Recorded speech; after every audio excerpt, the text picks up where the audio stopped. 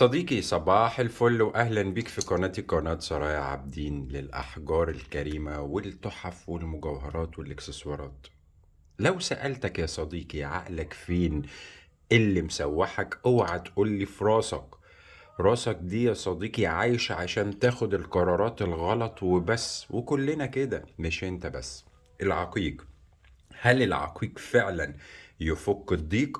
ايوه، وفي اقاويل كتير سردناها في فيديو سابق، لكن انا المرة دي جاي اوريك نوع واحد بس من العقيق اليماني.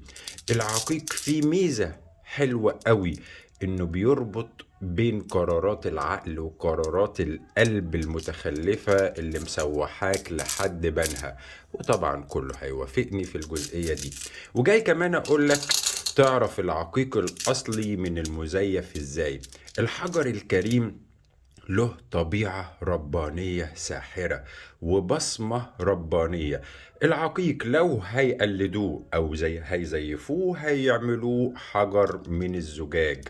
فاكرين البلي اللي كنا بنلعب بيه زمان في الشارع؟ نفس الفكرة. طيب، أعرف العقيق الأصلي إزاي يا بوبش من الزجاج؟ أولا يا صديقي إن العقيق صلب، ما بيتكسرش بسهولة. نعمل مثال صغنط.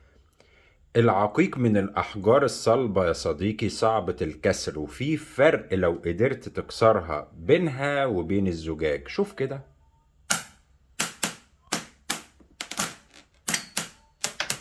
الحجر ما يحصلوش أي حاجة، ما تأثرش بسقوطه، وحتى لو دقيت عليه وحتى لو حاولت تخربشه مش هيتخربش بسهولة. الزجاج ممكن يتكسر منك، ولو ما اتكسرتش هيعمل لها حاجة اسمها شقف، اللي هي يتكسر منها جزء بس.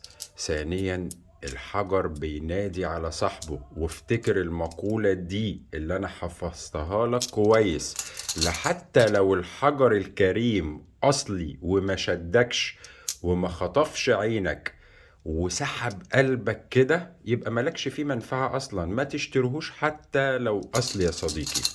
نقطة بقى مهمة أوي، البصمة الرباني، التصميم الرباني الكريم الجميل.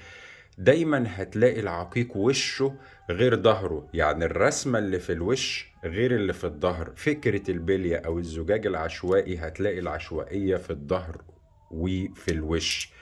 كمان ال 3 دي بتاع الحجر، ال 3 دي ده حاجة جميلة قوي. لا، الرسمة هنا مش وش وظهر بس، ده الرسمة هنا في الأجناب، وحاجة آخر جمال وحلاوة وتحفة. البصمة الربانية ما تقدرش تقلدها.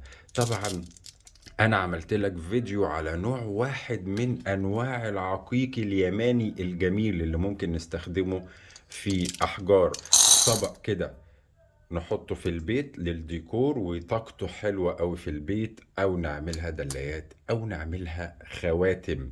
نوع واحد بس اتكلمت عنه من العقيق، لان احنا عملنا فيديو سابق قبل كده عن انواع كتير من العقيق.